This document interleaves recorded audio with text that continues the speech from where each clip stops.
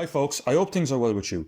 So in this video I want to talk about how us on the nationalist right and on the dissident right can use and apply and exploit the media for our own advantage and our own gain. Because one of the problems is that a lot of people in our area I've seen have been going about this, in my opinion, the wrong way. They turn up at a particular event, or they start kind of, making posts on social media, talking about like 5G or chemtrails, or, using phrases like, refugees and all this kind of stuff. And this is completely the wrong way to go about it. And it is a completely wrong way to get your presence known in the media, because if you do that, what's going to happen is just simply you're going to be smeared as far right, racist, homophobic, and whatnot. And this has been used to hijack a number of political events, marches, protests, which would have been a lot more amenable or marketable to normal people, but it fell out that way. So in this video, I'm going to argue that there is a particular structure and there is a particular point and a particular method you can use. And I'm going to reference a couple of other events, and I'm going to reference the recent Roderic O Gorman debacle. And I'm going to talk a bit about Roderic O Gorman's personality type as well. So with that, let's get into it. So the first thing I want to quickly reference is, like I mentioned in my last video, the ninth circle of Clown World. I was talking about the fact that the Burnley fellow who flew that plane, or who hired a skywriter to fly a plane over the stadium, and then you had that banner with White Lives Matter Burnley, why that was such an effective and funny and useful technique, and how it's kind of applied itself a little bit to the Roderic O Gorman thing. So the first thing is, you have to kind of take a look at what kind of people become journalists, what kind of people end up in the mainstream media, and what kind of people end up being politicians, in particular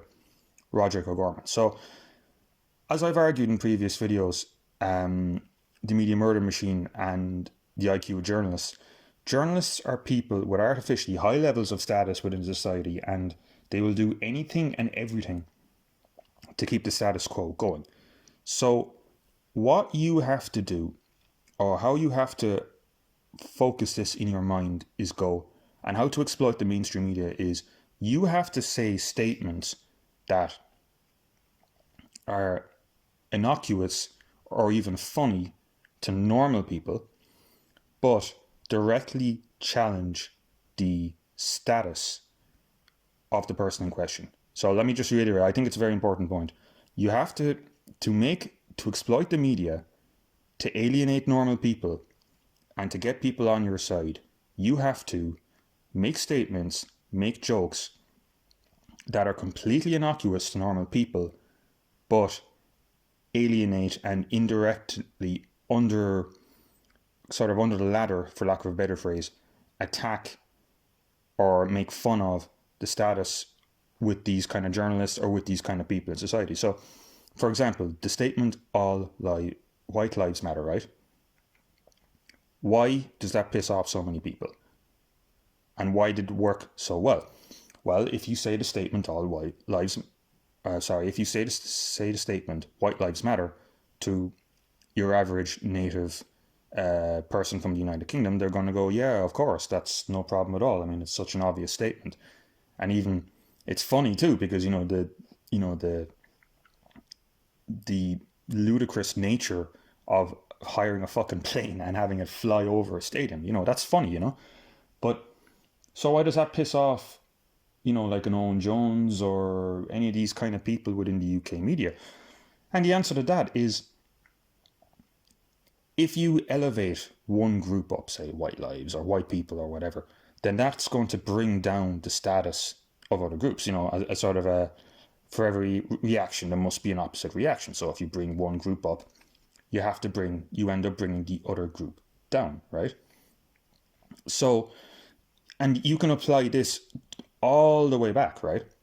All the way back. And you can use this to judge and even predict the reactions of the people that it's applied to. So if you remember back in January, the RIC stuff, one of the reasons that had such a big impact, and one of the reasons why Varadkar doubled down on it, is because of the fact that saying something like that there should be a commemoration for the RIC is something that would absolutely piss off normal Irish people. And by pissing off normal Irish people, or even acknowledging that you are wrong, you bring up the Irish history, and you bring up the emotions, and you bring up the belief and status of the native Irish people, and you bring down the status and position of other people within your society. So, like, I mean, I've talked about this before, that because Varadkar is LGBT and Varadkar is mixed race, he feels like an outsider a lot of the time. And he looks for kind of systems and structures to kind of bring himself up. So that's why he's into this kind of globalist, federalist EU stuff. And if he was to acknowledge that the RIC commemoration stuff was wrong, then he would sort of, in a sense, bring down his own status and bring up the RIC stuff. And bring up the Irish native population. Hence why he doubled down on it. And hence one of the reasons why I was able to predict to some degree the increased momentum going forward with Sinn Féin. So that would be one example of it. And how that relates back to Roderic O Gorman is actually very, very simple. So Roderic O Gorman, right? If you take a look at his profile, Roderic O Gorman is a guy who has spent his whole life, his whole working adult life, working within the public sector and working within academia a lot, right? So you take a look at his qualifications. He's got a PhD in philosophy. His original Bachelor of Arts is in law. And if you take a look at his LinkedIn, you'll find there's no private sector experience, you know? So, and that's actually a big indicator, because like I've talked about before, you know, if you end up working in the private sector, you know, you're more likely to get fired, you're more likely to get made redundant because your business went under. You know, you need to make money, and if you fuck up, you lose the ability to make money. You know, it's a less kind of contained, or it's a less kind of protective environment in the public sector. And the other thing too is that Roderic O Gorman has spent his, you know, a lot of time within academia, and academia, even if you get into the kind of the STEM, or like even fucking theoretical physics, you know, like you can get all the way up to like PhD level in that, and it's completely one-sided, one opinion. Academia as a whole tends to be a very, very kind of closed shop in relation to that. And finally, if you bring up the kind of like the fact that Roderic has an artificially high level of status within society because he's LGBT, Roderic is the kind of person who I would say has never, or has faced far less real world criticism than the vast majority of people. In that his opinions haven't been called out as much, in that he hasn't been challenged as much because of the environment that he's grown up in. And also because of the fact that, like I said before, a bit like Varadkar, I mean, this guy, Roderic, he's obviously quite intelligent, but he's an intelligent guy who's never had any private sector experience, and now he's Minister for Children for the entire country. And so because of that, he's probably got an artificially high level of status within the country. So what happens there? Well, if you bring that forward, this is why this whole March for Innocence took off, and this is why, or a big reason why you have this protest on Saturday and all that kind of stuff. So Roderic has associations with this paedophile sympathizer person, Peter Tatchell, right? Now, if you or me or I ended up in a bar, right, having a couple of pints away, and Peter Tatchell comes in, and you don't know who Peter Tatchell is, right? And you have a couple of pints, and you might come off, oh, this guy is sound. You take a picture with him on Twitter, you put it up, or on Facebook, and then it comes out that, like, you know, here's a picture of LTG with Peter Tatchell, and, you know, Peter Tatchell's history comes up. If people were calling for me or whoever to say, look, this guy's a bit of a creep, you better call him out. Normal people would have absolutely no problem in 5 minutes going, yeah, well, I didn't know the guy. I was in a pub and, this, that, and the other. So you'd make the announcement, and most normal people would have done that, and it would have just gone away, and that's it. But the thing is with Roderic, well, there's a couple of things with it. Like I said before, Roderic is someone who is not used to being challenged.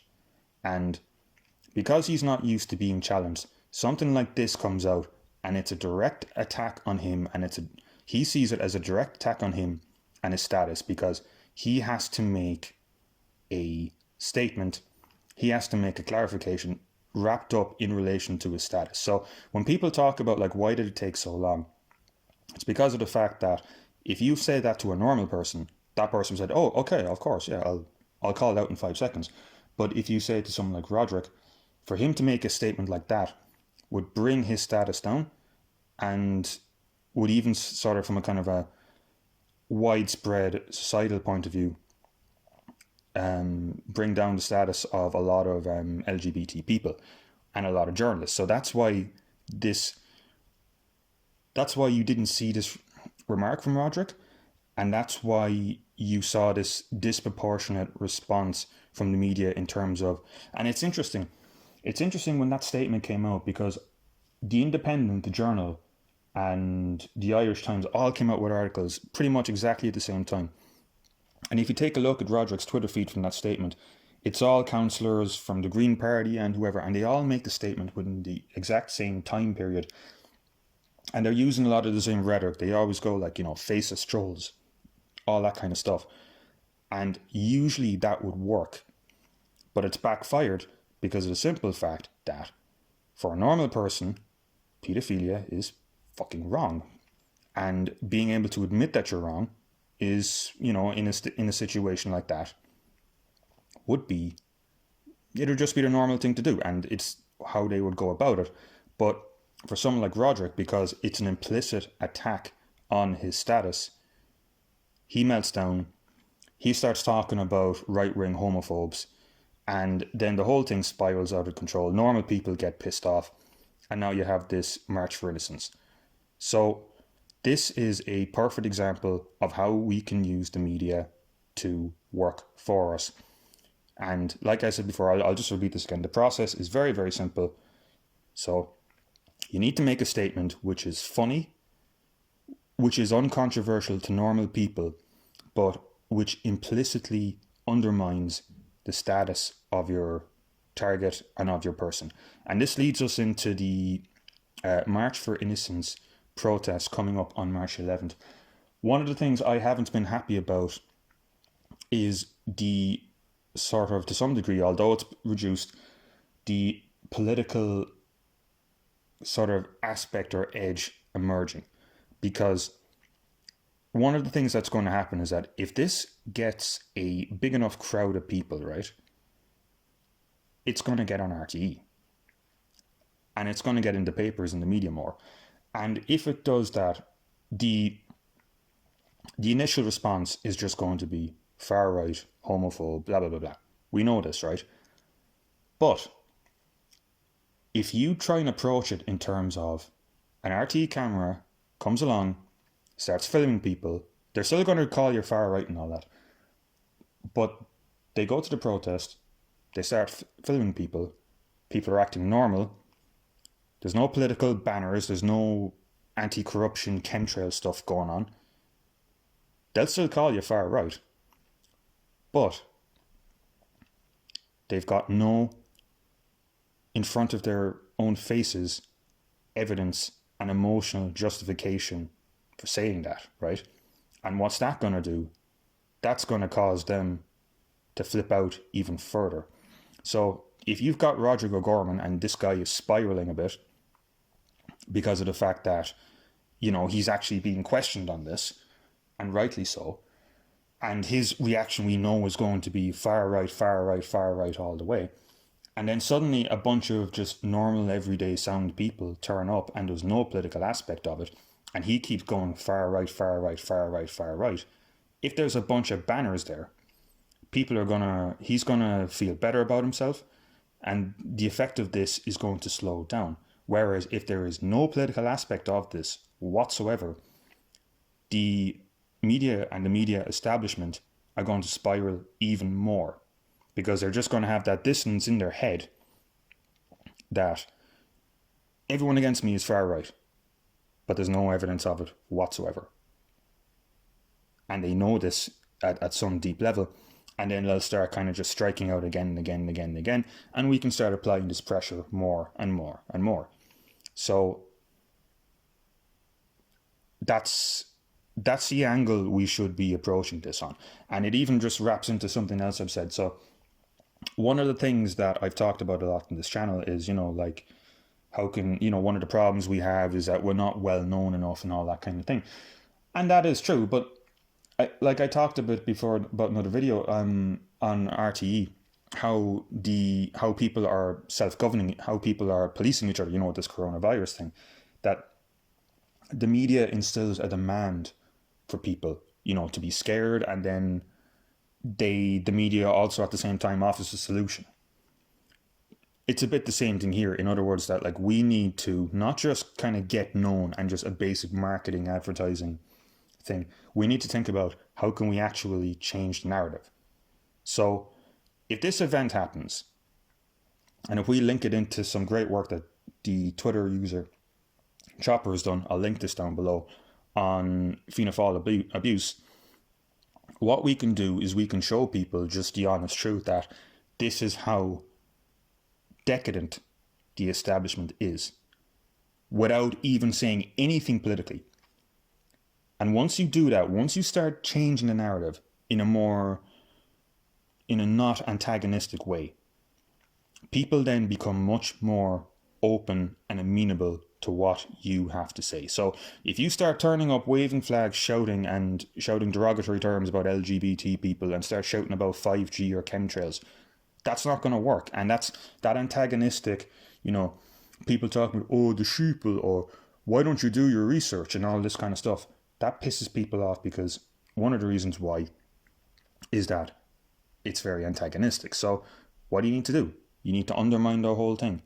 You need to undermine the whole narrative, and then suddenly your narrative starts replacing the old one, and then increasingly you just have to get your name out there, and people will move towards you. So, and even what's even backing this up even more is the fact that it's fairly clear, and it's fairly clear with the kind of contradictory answers going on, that there's a lot of fishy questions, or a lot of things that haven't been answered about Roderic. So one of the things with Roderic is that, like, there's a bit of a, he seems to be quite an intelligent guy, but one of the things about him is that I found it interesting in the Irish Times piece that he did. People are asking, like, how much did he know about Thatchell? And I found it very interesting that he didn't know Thatchell's opinions on consent. But he did know that, and I'm sure a lot of us have done a lot of reading on Thatchell since this all came out, he knew all this stuff about Thatchell being involved in LGBT stuff in Russia, and Roderic O Gorman explicitly talked about the fact that he knew about this, that Thatchell's work in the 90s up until a few years ago. So how is it that O'Gorman knows all this kind of more obscure stuff about Thatchell's LGBT work, but he doesn't know his singular main opinions on consent? And why did he say that? Well, like I said before, one particular kind of person that says a lot of this stuff in academia, or ends up in academia, there's a particular kind of person who tries to, obsessively show how, intelligent they are, and I just found it kind of interesting that, like, in a lot of Roderic's interviews, like, he'll kind of name drop all this additional stuff, and I think there might be a bit into that as well. And the other thing too, just even to one of the things that Thatchell has kind of brought up in relation to that 1997 Guardian letter being edited. Well, the interesting thing about that is, if you take a look at the follow-up letters to that first letter in that Thatchell sent, right, one of the things you see is that Tatchell never mentions in a second letter that the first letter was edited. So that brings up a couple of questions. If the first letter was edited, why did Tatchell try and not bring that up in the second letter? Or why did Tatchell not sue for defamation on the first letter? Or why did Tatchell not say that, like, oh, they were all edited? Or maybe the first letter was edited and the second one was not. And if so, why is that the case?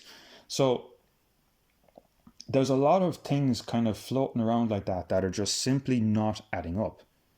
And I think maybe if people are not able to like articulate that or express that, they're still able to, you know, they might know about that on a kind of a subconscious level, that there's a lot of fishy stuff to this, you know. I mean, there's even a lot of connections with Tatchell and a lot of the mainstream establishment. So Tatchell was given an honorary doctorate by UCD in 2016, and Tatchell was invited to the 48 commemoration event of Bloody Sunday this year. Tatchell was also involved in meetings that have involved Fianna Fáil members, Sinn Féin councillors, and members of Belong To, which is an NGO, an LGBT NGO involved in Ireland. So a lot of higher up people within the country know about Tatchell, like, you know, they know about him, and then suddenly there has been this kind of blanket kind of, we're not responding to this 7 days, and then suddenly it's far right, homophobia. It doesn't entirely add up for me. So my recommendation, or my opinion to approach this, would be as follows, right? Keep this as apolitical as possible. Keep this as neutral as possible. Don't make comments about him being LGBT. Don't make comments about him not having kids. Keep it factual. Keep it objective. You do that, there's nothing for them to attack, but they'll do the whole far right racist thing with nothing to attack, and with that emotional response they're going to alienate normal people, and they're either going to double down on it and make the reaction far, far worse, or you might end up getting a resignation. So, and both would be good outcomes for us, basically. So just to finish off on this video, just to finish off on the main point, like I said before, if you're going to use the media for your advantage, make sure that it's by saying something or doing something which is innocuous, or which is funny, or which everyone agrees on, but something that can be used to undermine the status of people implicitly in your society. You do that, they start mentally doubling down, and you keep it as kind of neutral as possible, and then you can start changing and creating your own narrative. So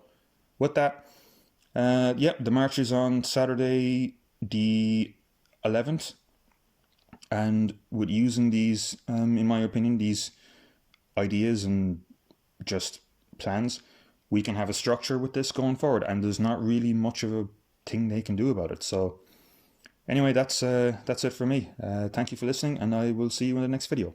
Bye. Bye.